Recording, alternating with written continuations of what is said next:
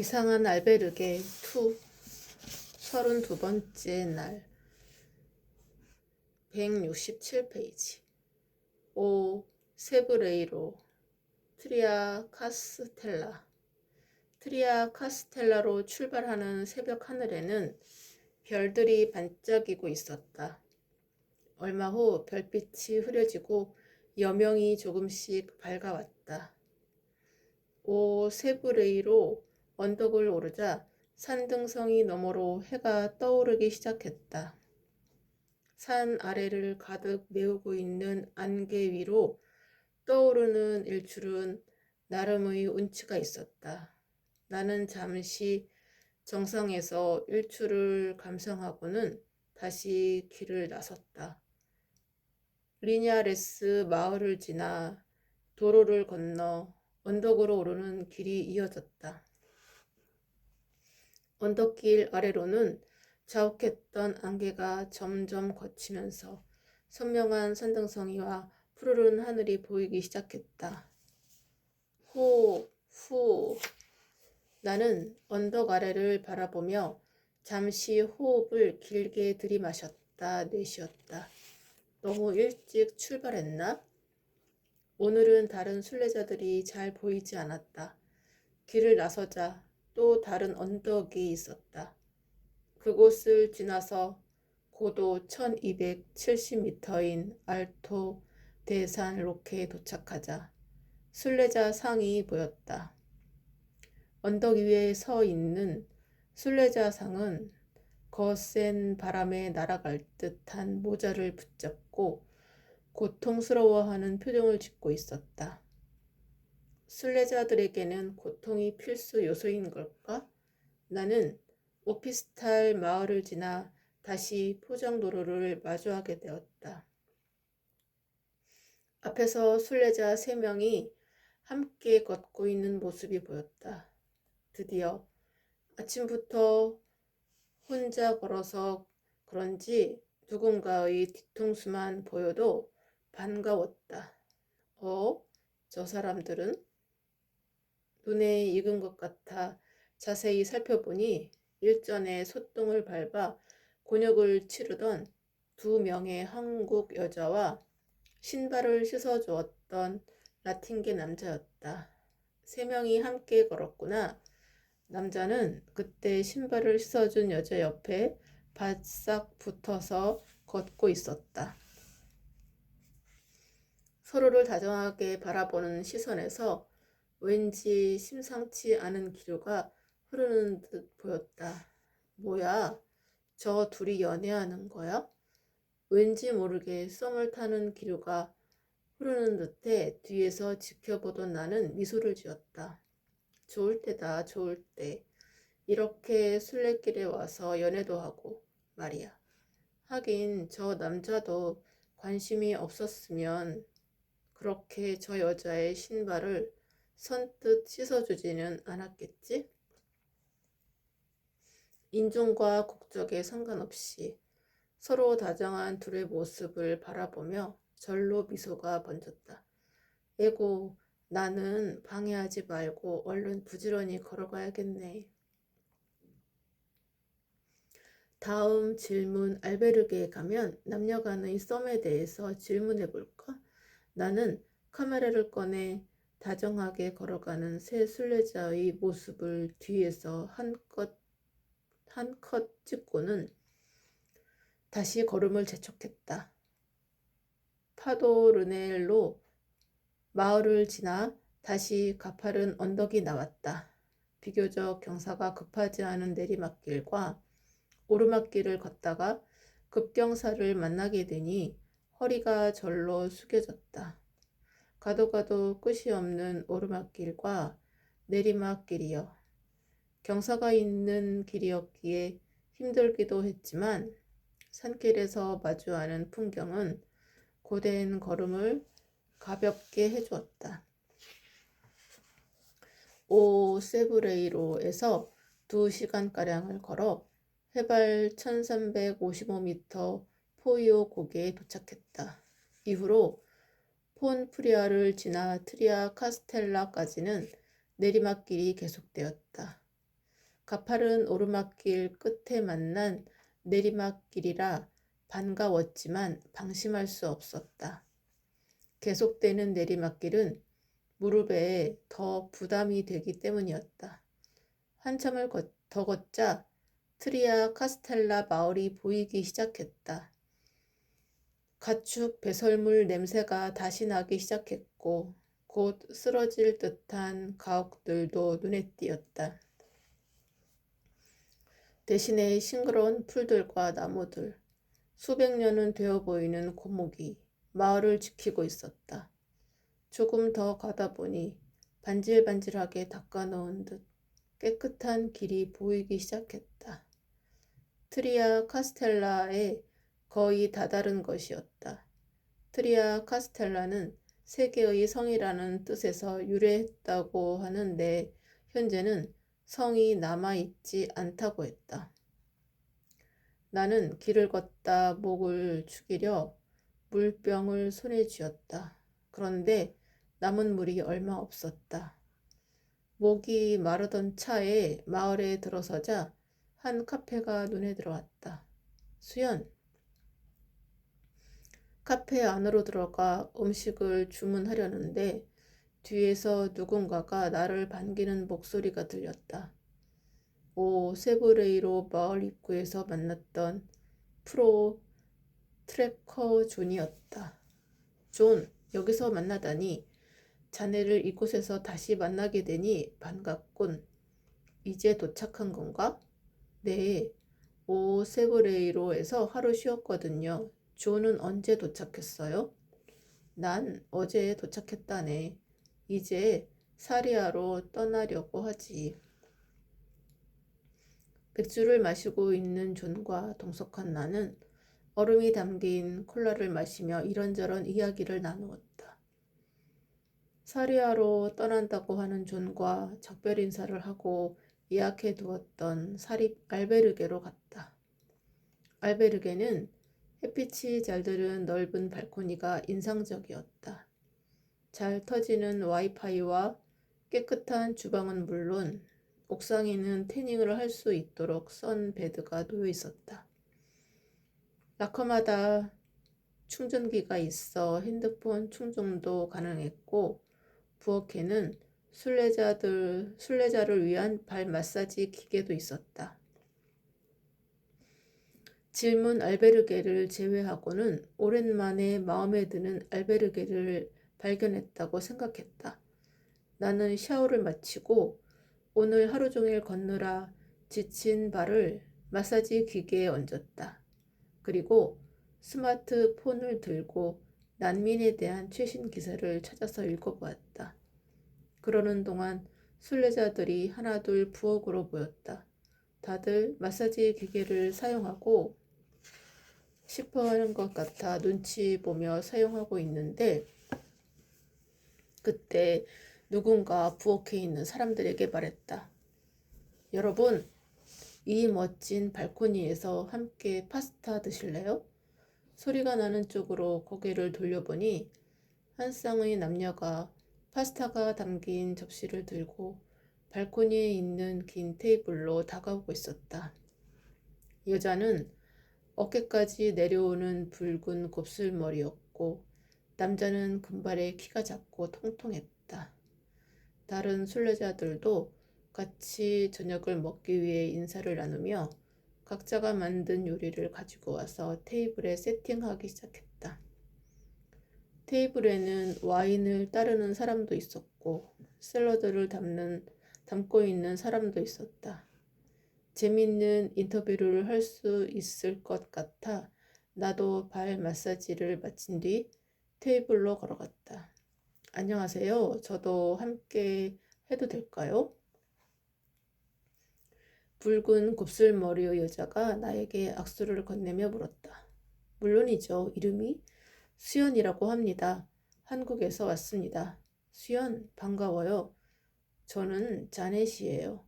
캐나다에서 왔어요. 여기는 제 남자친구 케빈이고요. 자네의 옆에 서 있던 금발의 남자가 눈 인사를 건넸고 그와 인사를 나누고 있으니 또 다른 여자가 와인잔을 건네며 나에게 인사했다. 한국에서 오셨군요. 반가워요. 저는 케이트예요. 영국에서 왔답니다. 케이트는 갈색 곱슬머리에 하얀 치아와 약간 홍조를 띤 얼굴이 인상적이었는데 취한 것 같아 보이지는 않고 원래 있는 듯한 홍조였다.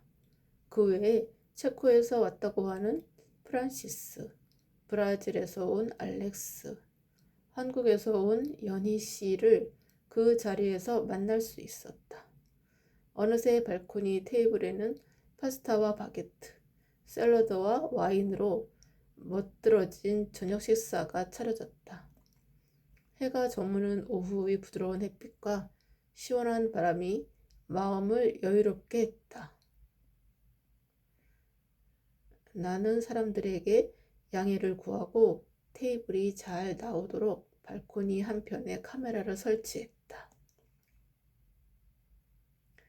오늘은 어떤 이야기를 나누게 될지, 그 속에서 무엇을 함께 공유하게 될지 기대가 되었다.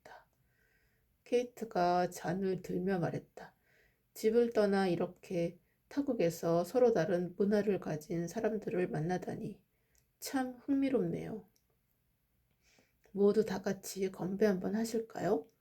건배. 우리는 둥근 테이블에 앉아 각자 잔을 들고 서로의 눈을 바라보며 건배했다.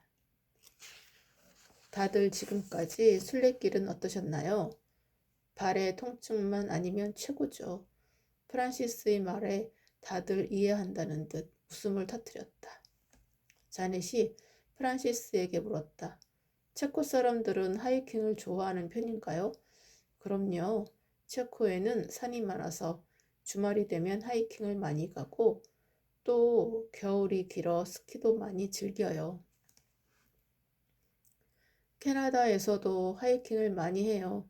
저는 서부의 알버타주에서 왔는데 로키 산맥은 다들 잘 아실 거예요. 하이킹 이야기가 나오자 반대편에 앉아있던 연희 씨가 대화에 참여했다.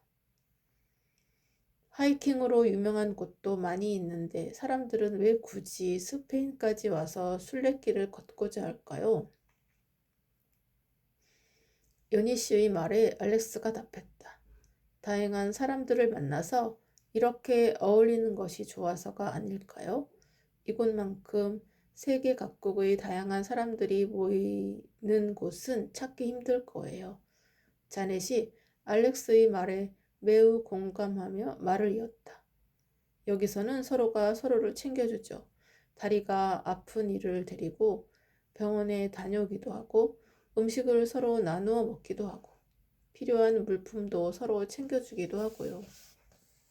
케빈도 그 말에 공감하며 자넷의 손을 잡으며 대화를 이어갔다. 여기 순례길에 오는 사람들은 모두 착하고 친절한 것 같아요. 저는 이혼한 뒤 혼자 힘든 시간을 보내다가 순례길을 왔는데 이곳에서 자넷을 만나 사랑에 빠졌습니다. 그동안의 힘든 시간이 다 그녀를 만나기 위한 과정이었던 것 같아요. 순례길은 치유의 한 과정이지요. 알렉스가 두 사람을 향해 축하를 건넸다. 아, 축하드립니다. 이번 여정을 통해 인생의 제2장을 여시기 바랍니다. 알렉스의 말에 모두 와인을 들고 케빈과 자넷의 새로운 시작을 응원했다. 와인을 마시며 케이트가 말했다. 저는 일상에서 벗어나서 뭔가 새로운 것에 도전해보고 싶었어요. 직장을 다니고 친구들을 만나는 일상이 조금 단조롭게 느껴질 때가 있는데 그럴 때는 여행이 큰 활력소가 되더라고요. 케이트에 이어 연희 씨가 홀가분한 표정으로 순례길에 오게 된 이유를 말했다. 저는 다니던 직장을 그만두고 순례길에 왔어요. 직장 생활이 저와 맞지 않아서 스트레스를 받던 중에 먼저 순례길을 다녀온 친구의 추천으로 오게 되었어요. 여기 오니까 마음이 여유롭고 참 좋네요. 연희 씨와 케이트의 대화가 이어졌다. 한국에서 어떤 일을 하셨나요? 저는 공무원으로 민원 담당을 했어요.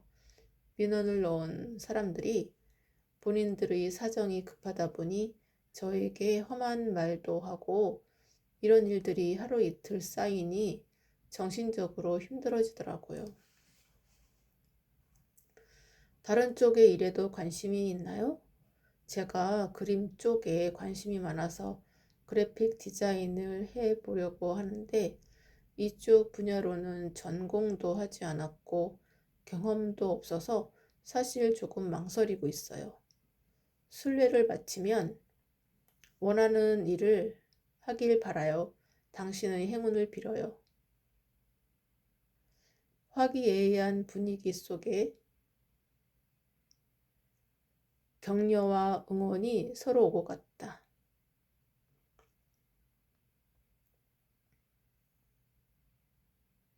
흥이 오른 프란시스가 벌떡 일어나며 연희 씨에게 말을 걸었다.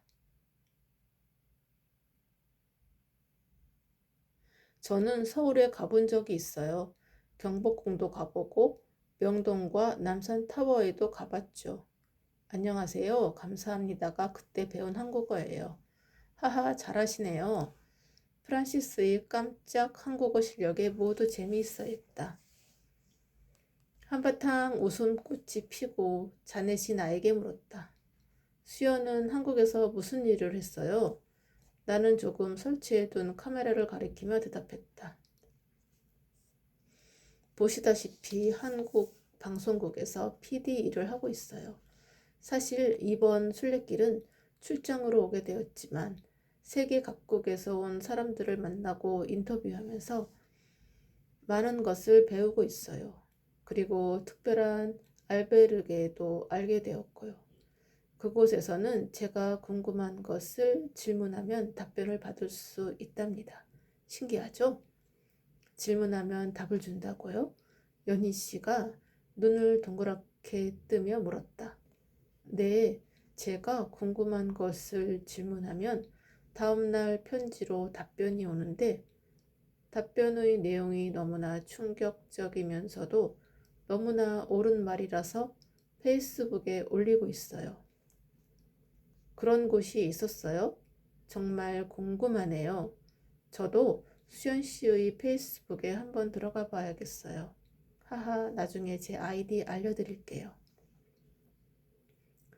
간단한 자기소개가 끝난 후 우리들은 시간이 가는 줄도 모르고 순례길에서 얻는 위로와 감동, 힐링에 대해 계속해서 이야기를 나누었다.